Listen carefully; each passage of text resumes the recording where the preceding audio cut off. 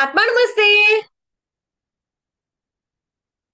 Mic सुरू करा. दीपा पवार. आत्मा नमस्ते मॅडम आणि आत्मा नमस्ते सर्वांना. माझी जर्नी मागच्या महिन्यात जवळजवळ सुरू झाली मॅडम, मे महिन्यात सुरू झाली. आणि मी दोन कारणांसाठी रेकी जॉईन केलं होतं.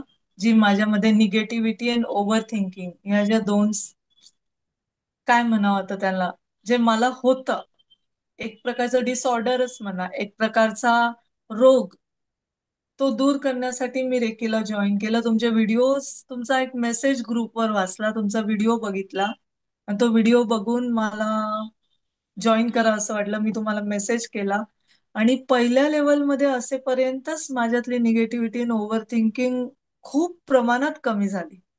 माझ्या चेहऱ्यावर त्याचा ग्लो दिसायला लागला. म्हणजे मला माझी मुलगी आणि माझे हस्बंड सुद्धा म्हटले की तुझा चेहरा एवढा ग्लो कसं काय करायला लागला अचानक. सो मी पार्लरमध्ये जात नाही, फेशियल करत नाही वगैरे, वेळच नसतो म्हणून. पण तो जो ग्लो होता त्याचा मी पण खूप एन्जॉय केला आणि अजूनही करते आहे त्याचा.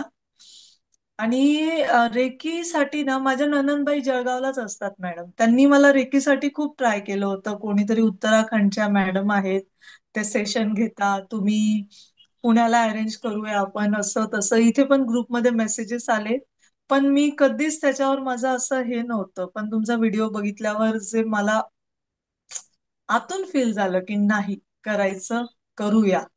आणि लेवल वन कसं होणार, काय होणार, सकाळी उठून जायचं यायचं होतं की नाही म्हणत म्हणत पूर्ण महिना थर्ड लेवलला पोहोचून गेली मी. आणि एवढे मेडिटेशन 4:30ला न चुकता उठायला लागली, ती माझ्या शरीराला सवय लागली. आज पण 4:30ची उठलेली, अजून थकवा नाही, काही नाही, खूप बदल झालाय. मी जी फ्रिक्वेंटली आजारी पडायची, सायनस झालं किंवा फ्युरिश, मला दर 15 दिवसातनं 8 दिवसातनं ताप वगैरे येणं, मग माझ्या गोळ्या चालूच राहायच्या. कधी डोलो घे, कधी क्रोसिन घे, होमिओपॅथीचं कंटिन्यू राहायचं. ते आता ऑलमोस्ट खूप बंद झालंय. म्हणजे आता पण मी सॅटर्डे संडे मला बरं नव्हतं, तो जो व्हायरल फिवर होता तो माझ्या मध्ये राहिला. मी गोळ्या पूर्णपणे अवॉइड केला आणि आजही मी गोळी घेतली नाही. मेडिटेशन केलं, हिलिंग केलं, आपण ऑरा क्लिनिंग जे केलं त्या दिवशी, त्याच्यानंतर पण मला खूप बरं वाटलं. आज सकाळी पण केलं मी. सो खूप धन्यवाद मॅडम. ब्रह्मांडीय ऊर्जा आणि तुमचे, म्हणजे इतका छान परिवार मिळाला. इथे आपण बिनधोकपणे सगळ्यांसोबत आपले प्रॉब्लेम शेअर करू शकतो. कोणी आपल्याला इथे जज करत नाही. तुम्हाला बिनधास्त आम्ही मेसेज करू शकतो. हा जो आत्मविश्वास आला आहे आणि आपलेपणा आलाय, तो रेकीमुळे आणि तुमच्यामुळेच आलाय. इवन प्रोफेशनल लाईफ म्हणाल तर तिथे पण कॉन्फिडन्स लेवल वाढलाय खूप. आधीच होता पण आता ज्या पद्धतीने वाढलाय.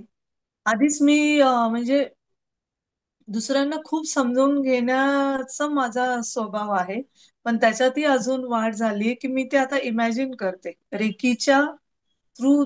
त्या व्ह्यू मधून मी सगळ्यांना आता बघते की नक्की. नाही, यांना पण कोणत्या याच्यातनं हे जात आहेत, यांना पण हिलिंगची गरज आहे आणि आपण त्या दृष्टीने त्यांच्यासोबत वागावं. तर खूप बदल हा जाणवतोय, मुलीमध्ये जाणवतोय. आता मी सांगते, जसं मी तुम्हाला मेसेज केला, ते 29 तारखेला माझ्या मुलासोबत काय झालं ते. सोन्याची जवळजवळ 1-1.5 तोळ्याची चेन त्याच्या गळ्यातनं चोरली बसमध्ये चढताना. त्यांनी त्याचा पिछा पण केला, पोलीस कंप्लेंट केली, तिथे सगळं झालं. जर मी आज रेकीला नसती जॉईन झालेली किंवा तुमच्या सानिध्यात नसती, तर मी आज ओव्हर थिंकिंग निगेटिव्हिटीने आजारीच पडली असती 100%. इतका विचार करून करून करून. पण त्या क्षणाला मी मुलाला फक्त एकच म्हटली, काळजी नको करू, तू सेफ आहेस आणि ती चेन तुला मिळणार. कोणत्याही स्वरूपात असेल ते मिळणार तुला. आणि मी पण रिलॅक्स राहील 2 दिवसांपासून. खूप सुंदर. सो याच्यापेक्षा मी स्वतः हील होते, म्हणजे मी दुसऱ्यांना नक्कीच हील करू शकेल. येस. दीपाताई, मागच्या काळामध्ये तुम्ही प्रवासाला पण जाऊन आलात. हो हो. 12 जूनला जे एअर इंडिया प्लेन क्रॅश झालं आणि 13 जूनला दुपारी 2 वाजता आमची एअर इंडियाचीच फ्लाईट होती. मला माझ्या सासूबाईंनी कॉल केला दुपारी, जेव्हा आम्ही थोडा रेस्ट करत होतो, 12 तारखेला 4-1 वाजता, की असं असं झालंय, तुला माहित आहे का, उद्या तुम्ही चालले आहे. म्हटलं हो का, मी त्यांना असंच म्हटली हो का, ठीक आहे झालं असणार, उद्या बघू, असं माझ्या डोक्यात आलं. मी थोडी रिलॅक्स होती. पण येस, नंतर थोडं टेन्शन आलं, पण सकाळपासून मी इतकी रिलॅक्स होती. उलट मी सगळ्यांना सांगत होती, नाही, प्रवास व्यवस्थित होईल. मी वाहनाला रेकी दिली, स्वतःला सिम्बल्स केले, पिलर्स पिलर्स उभे केले. ते जे पण एअरप्लेन होतं त्याचा नंबर वगैरे इमॅजिन करून. आमची फ्लाईट तिथे गेल्यावर पण अनाऊन्स झालं की तुमची फ्लाईट कॅन्सल होईल, तुम्हाला 2 तासांनी कळेल. तेव्हा पण रेकी दिली आणि 2 वाजता फ्लाईट स्केड्यूल झाली ऍज युजल. आम्ही सुखरूप पोहोचलो तिथे. तिथून येताना कॅन्सल झाली तेव्हा माझे हस्बंड मला म्हटले, तू तर रेकी दिली होती ना. जाताना पण म्हटले, येताना पण. म्हटलं होईल, बरोबर होईल. होऊ शकतं की आपण कुठेतरी हवेत लटकण्यापेक्षा ब्रह्मांडीय ऊर्जा जी आहे तिने आपल्याला इथेच थांबवलं आणि कुठेही न हवेत लटकता आपण इथे सेफ आहोत आणि सुखरूप आपल्या घरी पोहोचलो. सो तसंच झालं. तसंच झालं मॅडम. आम्ही बरोबर आलो आणि सुखरूप इथे पोहोचलो. आणि 30 तारखेला आल्याबरोबर मॅडम 1 तारखेपासून तर मी जॉईन झाली पण. जेटलॅग नाही काढला, मी काहीच नाही काढला. एवढी एनर्जी. म्हणजे सगळ्यांना आश्चर्य वाटलं. मी लगेच दुसऱ्या दिवशी आली पण. आणि हं. हा सॅटर्डेचा आणि आल्याबरोबर मेन म्हणजे मी माझ्या बॅग्स अनपॅक केल्या, जे की मी कधीच करत नाही प्रवासातून आल्यावर. तिन्हीच्या तिन्ही बॅग्स मधले कपडे, रात्री 8, 8:30 वाजले पण मी सगळ्या बॅग्स अनपॅक करून रात्री जेवण करून मग झोपलो आम्ही. आणि आज हा पहिला सॅटर्डे संडे होता जेव्हा मला आल्यापासून सुट्टी मिळाली. सो ही जी एनर्जी, हे जो स्टॅमिना वाढला आहे माझा, म्हणजे त्याच्यात मी खूप आनंदी आहे. खूप खूप खूप धन्यवाद तुमचे आणि ब्रह्मांडीय रेकीचे ऊर्जेचे. नक्कीच. खूप छान.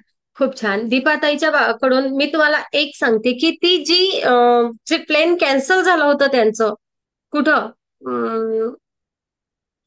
UK वरूनच जाता आल्या ना? युकेवर. तर ते नंतर 7 दिवसानं शेड्यूल झालं. बरोबर ना ताई? परंतु बरोबर. परंतु त्यामध्ये सुद्धा काय पॉझिटिव्हिटी होती ह्याच दीपाताई पुन्हा सांगतात. जर काय ते कॅन्सल झालं नसतं तर काय झालं असतं? अं, जर का ते कॅन्सल नसत त्या दिवशी इराणने कतारवर बॉम्बिंग केली होती मॅम. आणि त्याच्यामुळे तो जो मिडल ईस्टचा एअर स्पेस होता पूर्ण बंद करण्यात आला. आम्ही एअरपोर्टवर पोहोचलो, चेक इन करतोय आणि एअर इंडिया आणि सगळ्या एअरलाइन्सची अनाउन्समेंट झाली, इंडियाला जाणाऱ्या सगळ्या फ्लाईट्स कॅन्सल. जर समजा आम्ही तिथून निघालो असतो, आमच्या आधीची जी फ्लाईट होती मॉर्निंगची, ती ब्रिटिश एअरवेजची 6 तास फ्लाय करून रिटर्न लंडनला आली होती अर्ध्या रस्त्यातून. आणि आम्ही जर सपोज चेक इन इमिग्रेशन करून फ्लाईटमध्ये बसलो जरी असतो आणि ट्रॅव्हल सुरू झाला असता, तरी आम्हाला माहित नाही आम्हाला कुठून कुठे कुठे फिरत राहावं लागलं असतं. माहित नाही परत लंडनला येता आलं असतं की नाही, की त्यांनी दुसऱ्या कंट्रीत डायव्हर्ट केलं असतं आमचं प्लेन, कुठे थांबावं लागलं असतं, काहीच माहित नाही. सो ते आम्ही गेल्यावर ते अनाउन्समेंट होणं, कॅन्सल होणं, तिथे परत स्टे वाढणं आणि 7 दिवसांनी सुखरूपपणे इंडियात येणं, हे ब्रह्मांडीय ऊर्जा रेकीचंच काम आहे. नक्कीच. ऊर्जा मदतच करत असते. म्हणजे एक एक ऊर्जावान व्यक्ती अनेक लोकांच्या आयुष्यामधील दुःख हरण करण्यासाठी सुद्धा माध्यम होत असतो. म्हणून मी नेहमी म्हणते की मेडिटेशन करा. तुम्ही तुमच्या आजूबाजूच्या अनेक जणांना सुरक्षित करू शकता. तुमच्या एक जण मेडिटेशन करत असाल तर. अगदी मनापासून धन्यवाद दीपाताई. खूप खूप धन्यवाद. खूप खूप धन्यवाद. खूप थँक्यू. धन्यवाद. थँक्यू. थँक्यू.